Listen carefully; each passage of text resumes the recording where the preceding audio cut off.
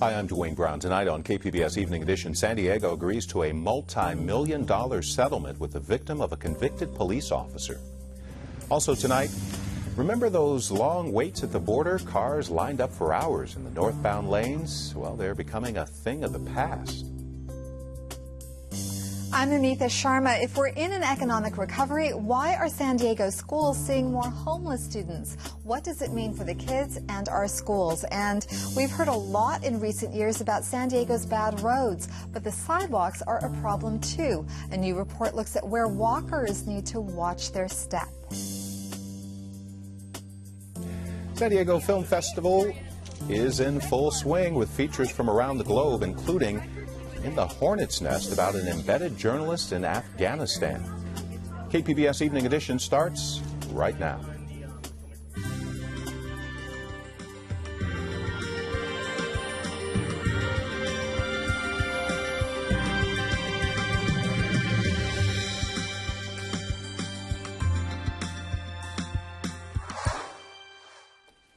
Hi, good evening. Thanks for joining us. The city of San Diego's agreed to a big legal settlement tonight with the final victim of a former San Diego police officer. Anthony Arevalos was convicted in 2011 of soliciting sexual bribes from women he pulled over in the Gaslamp district downtown. KPBS Metro reporter Taryn Minto is in the newsroom with details of today's settlement. Well, the first victim, identified as Jane Doe, actually started the whole investigation, Taryn, and this is the biggest single settlement connected to the Arevalos case. Is that right? Yes, the city settled for $5.9 million. Now, for comparison, a dozen other victims received a total of $2.3 million. So today's settlement is more than double that. Linda Workman, an attorney for the unidentified victim, said her client wanted to be sure this kind of misconduct by an officer never happens again. And I think this settlement sends a very loud message about the toll that this type of abuse of power takes on victims and on society. And I think that her efforts and her bravery have made a safer city. We know Arevalos is in prison now. How has the PD responded to his actions? Chief Shelley Zimmerman said this kind of misconduct will not be tolerated and said the department has already made some changes. We have instituted a written mandatory reporting policy for officer misconduct. Our professional standards unit, which I will describe as a proactive internal affairs, has been reinstated and it is operational. We have implemented a body-worn camera program. There were some claims, Taryn, police leaders turned a blind eye to what Arevalos was doing. Did Zimmerman address that at all? Well, City Attorney Jans Goldsmith was very clear today that the city is looking forward, not back. And the settlement today did not include any finding of culpability. But we will be hearing about another former officer facing similar charges of sexual misconduct. Christopher Hayes pleaded guilty last month to charges of groping and illegally detaining 4 women while on duty. His sentencing is scheduled for tomorrow. KPBS Metro reporter Taryn Minto. California Highway Patrol's agreed to pay $1.5 million to a woman beaten by an officer on the side of the Santa Monica freeway. This happened back in July. It was recorded on a cell phone camera. The officer has resigned but could still face criminal charges. The victim, Marlene Pinnock, suffers from bipolar disorder. Her attorney says she hadn't been taking her medication for several months prior to the run-in. Muslim leaders in San Diego have signed a letter refuting the beliefs of the terror group ISIS. They say it's the first letter of its kind deconstructing any religious bias, or basis rather, for the group's practices, including the recent murders of hostages. The letter's also been signed by other Muslim leaders from around the world.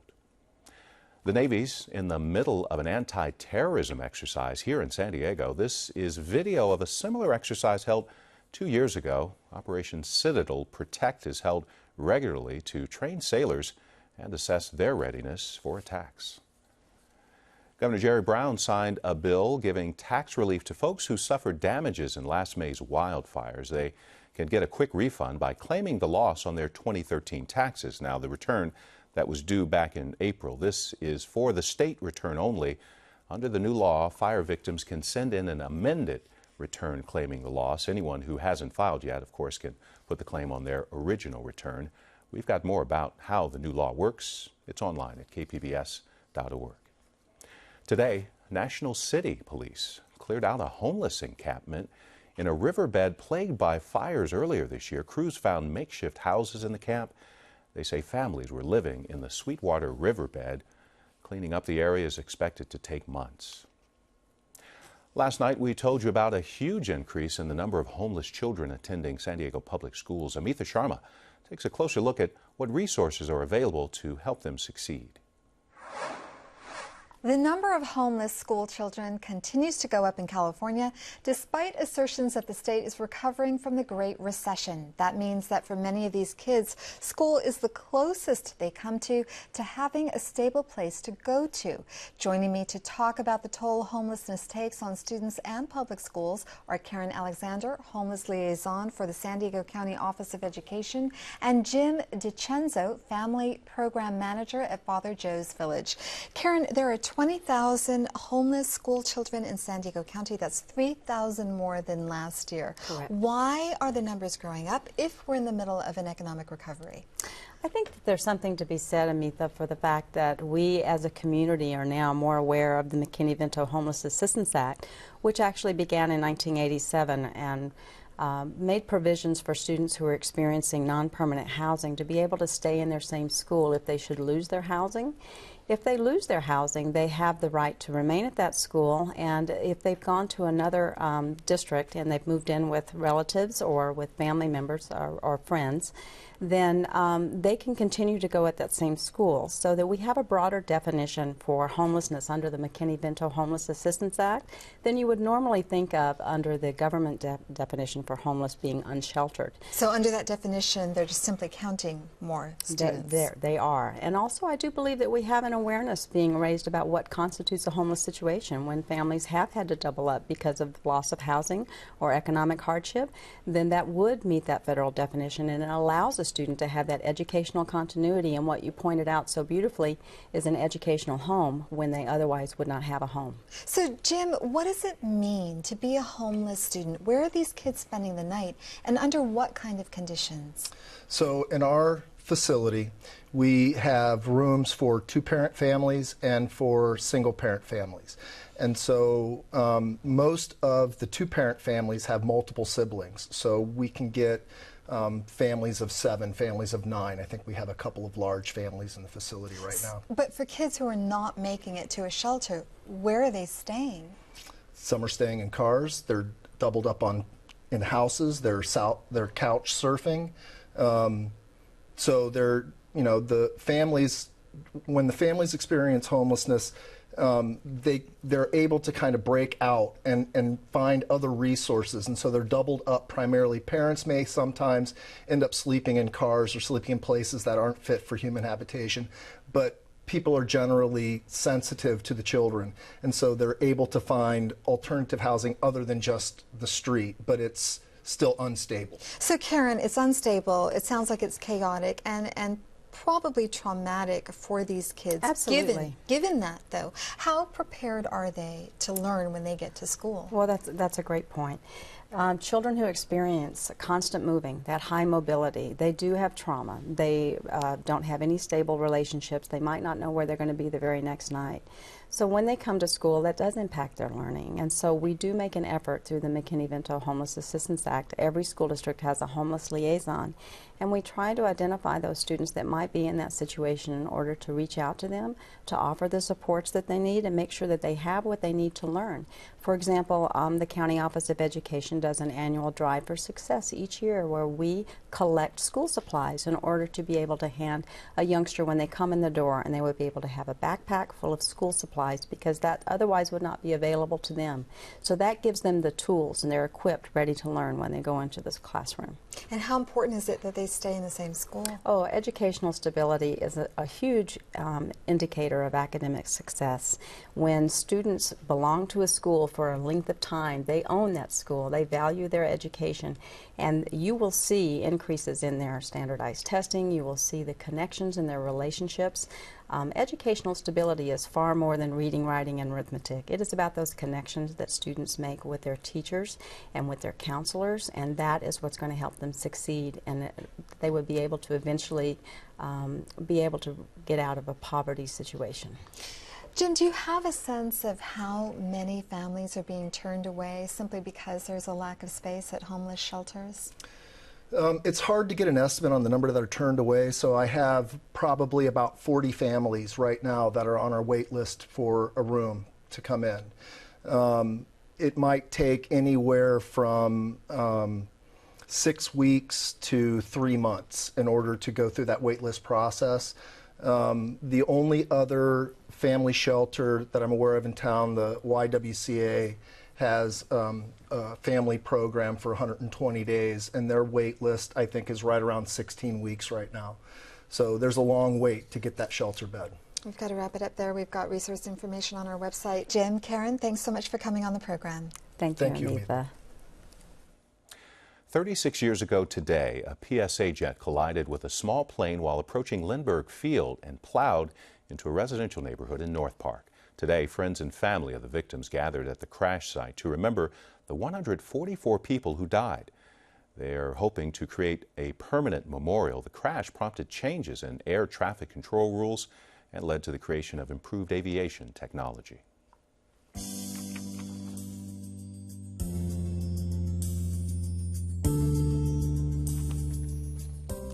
For about a week now, vehicles crossing into San Diego from the San Ysidro border have witnessed a drastic change. Wait times can now be measured in minutes instead of hours. KPBS Fronteras reporter Jill Replogle says the reduced border wait is changing lives and could eventually change the local economy.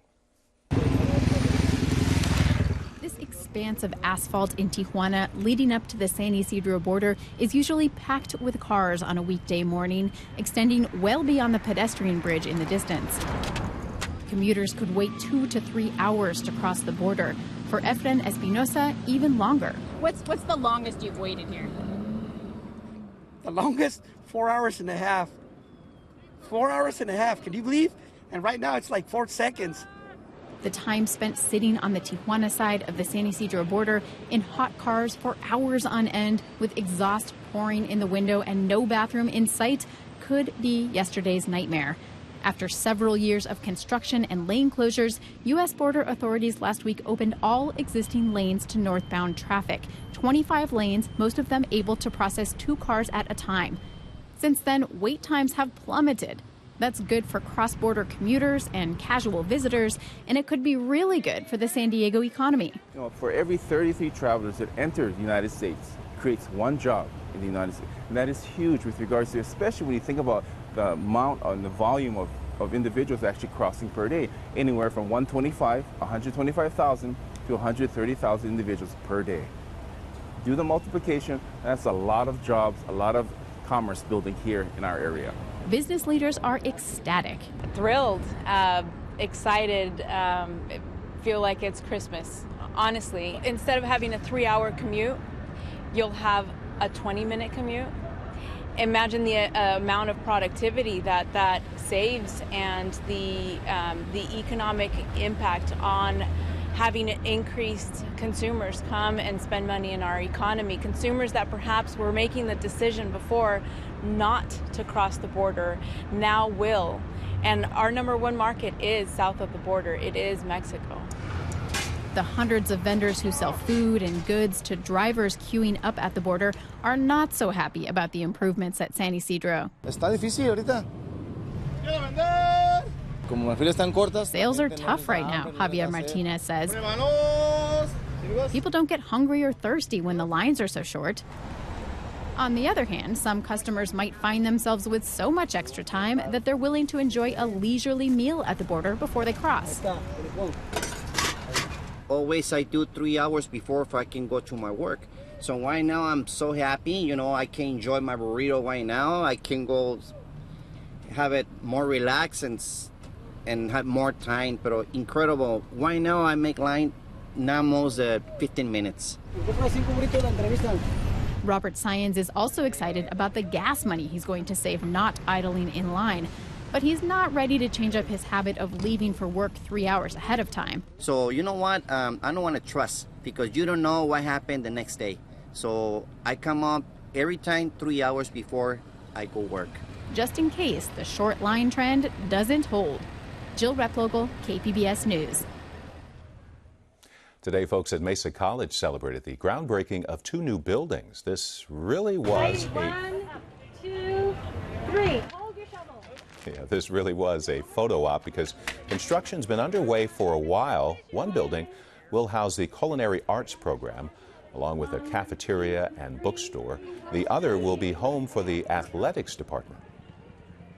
And Mesa College could easily be a university because of the tremendous qualifications of the faculty, the student level of preparation, and now the facilities are matching the excellence of the people who are here. So just wonderful. The 2 new buildings will cost about $60 million, paid for with voter-approved bond money. We've heard a lot about fixing San Diego streets, but its sidewalks need help too, and it's a pricey job, as we hear from Amitha Sharma and her guest. San Diego's 5,000 miles of sidewalks need fixing. They are cracked, uneven, and broken. The city is in the middle of assessing its sidewalks and so far has found 39,000 tripping hazards. John Helminski, Deputy Director of the city's Transportation and Stormwater Department, joins me in studio to talk about the situation. John, why are San Diego sidewalks so broken? Well, a lot of them are extremely old. It's been 100 years in a lot of the older neighborhoods. And so over time, in that, along with trees, issues that we have with trees, raising existing walkways, the overall condition has gotten worse. So the survey found that there are 39,000 tripping hazards. Has anyone ever fallen and injured themselves and then sued the city? There have been instances where property owners have sued the city, and there has been settlement agreements as well. And for how much? I mean, how much have they ranged? I really don't know the specifics of those agreements. And where are the city's worst sidewalks? A lot of the older sidewalks are in older neighborhoods. We find a lot of that in the inner city areas, District 4, District 8, District 9. As you spread out and go to other parts of the neighborhood and get further up into Rancho Bernardo, those areas of town are not as in bad a shape right now. And given the state of the city's sidewalks, how accessible are they to wheelchairs? So the city has been working on accessible sidewalks for probably the past 10 or 15 years. A lot of our ramps are in place. What has happened over time, though, is that there's been a lot of changes to the laws. And so a lot of ramps that were, say, installed in the early 90s are no longer accessible today by the new standards, but the ramps do exist. And what prompted the sidewalk survey? So this is really the first time in the history of the city that we've taken this on. We did a street assessment back in 2011, and that gave us the overall condition of our streets, but we've never did anything with our walkways. And so we thought this was a great opportunity. There's a lot of other assessments going on now as well throughout the city for buildings. Assessments? We're also doing building assessments right now. They're about halfway done with that. We are also going to be redoing our street assessment again. We thought it was a good idea to do that every 4 years, that it was important to see how we're doing and how much improvement has happened over the last 4 years. And so that street assessment is going to start up in the spring of 2015. Okay. And back to the sidewalks, based on what you know about the state of the sidewalks, how much is it going to cost to repair them?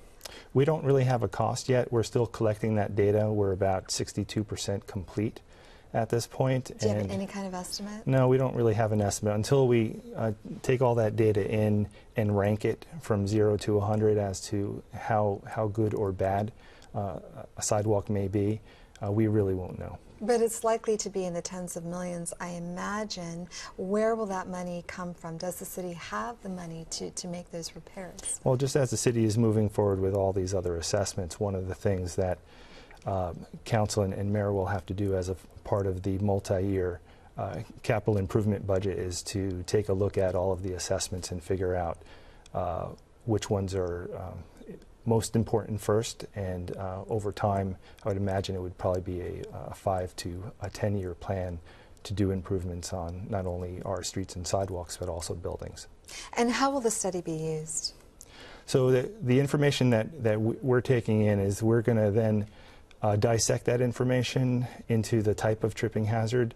We know that so far, with 62% of the assessment complete, that we have over 40,000. Some of those associated with street trees lifting sidewalks. Some of them are just associated with age, cracking of sidewalks and curbs. And so we'll break those down into different categories, and depending on how bad they are, we will treat each of those differently. And some of them just may, like for instance, if we have a tripping hazard that is only an inch and a half in height or less, we may go in and grind that sidewalk so it's flush, versus if it's greater than an inch and a half, we will probably go in and replace a section of that walkway. And very quickly, if a private property owner has a sidewalk in front of their home that they want repaired and they're willing to pay for it, there is some kind of cost share program? Yes, there is a cost share program. Historically, in the past, that program has been a program where the city would split the cost with property owners. This year, Council approved for FY15 a cost share program that is 75-25, where the city will pick up 75% of the cost and the property owner is responsible for the balance. John Helminski, thanks so much for coming on the program. Thank you. San Diego Film Festival kicked off its 13th season last night. KPBS arts reporter Beth Accomando spoke with organizers about the lineup and the film festival's long-term goals. The San Diego Film Festival, unlike the multitude of festivals in this busy fall season, goes for a broad rather than narrow focus. We really try to reach out and include such a variety of genres. We've curated from over 55 countries, 1,500 submissions from around the world.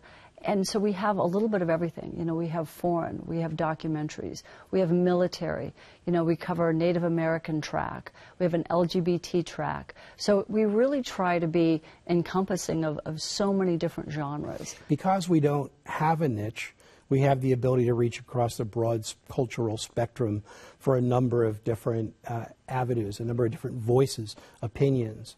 And I think that what we do is create an audience for other festivals that do have niches, which enables you to go more deeply into that culture or that subject.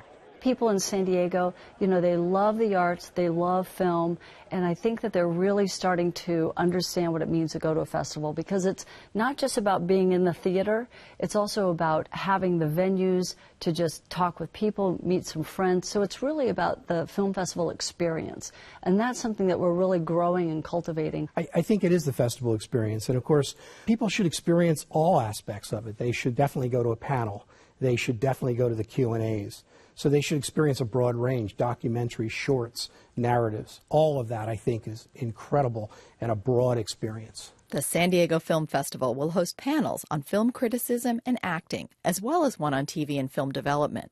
And so we have a number of studio executives and development executives coming down, working closely with our filmmakers to help them understand what it takes to really, you know, pitch to executives and to get a project move forward. But the heart and soul of a festival are the films. We have a world premiere of a film called Where the Road Runs Out, and that is one of the films out of South Africa, and it's such a beautiful film. I could teach them, you know. And what would you know about teaching? And cocoa is a fruit mixed with milk and sugar and give chocolate. And we're really fortunate the director is coming, as well as one of the main actors. One of the documentaries that we have is a military-based film called The Hornet's Nest. No one's ever dared to go in there. I don't think anybody was prepared for what it was going to be like. You follow a broadcast journalist who goes into combat with the troops, so they're embedded in, and so you are watching him under fire, experiencing all the things that the soldiers are experiencing, and it is riveting and it's powerful, and the filmmaker will be here, and I'm so proud that we have that film. There will also be films from San Diego filmmakers, like the documentary The Nasty Terrible T-Kid 170, and a collection of 48-hour film shorts. But the local filmmakers that are in this film festival, they've earned their way into this film festival against all other filmmakers from around the country, not alone around the world. So when they're there, they're competing on that world stage equally, not just because they're San Diego.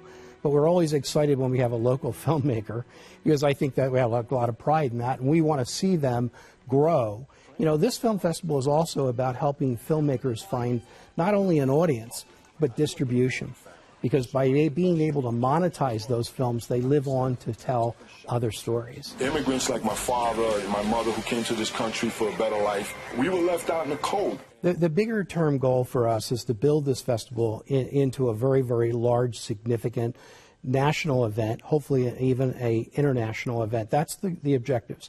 So eventually we'll see the number of days double, and we're going to increase the number of villages, which will increase the number of films that we'll be able to show. So San Diego audiences better prepare for even more film choices in the future. Beth Accomando, KPBS News. San Diego Film Festival runs through Sunday at the Reading Gaslamp and ArcLight La Jolla theaters. Let's take a quick look at the forecast now. Morning clouds, then afternoon sunshine along the coast, mostly in the mid-70s, upper 70s to low 80s for the inland valleys, comfortable. A wind advisory up for the mountain areas starting tomorrow afternoon right through Sunday morning. The same advisory for the desert, where temperatures will start getting much cooler. You can find tonight's stories on our website, kpbs.org/evening edition. Thanks for joining us. Have a great night.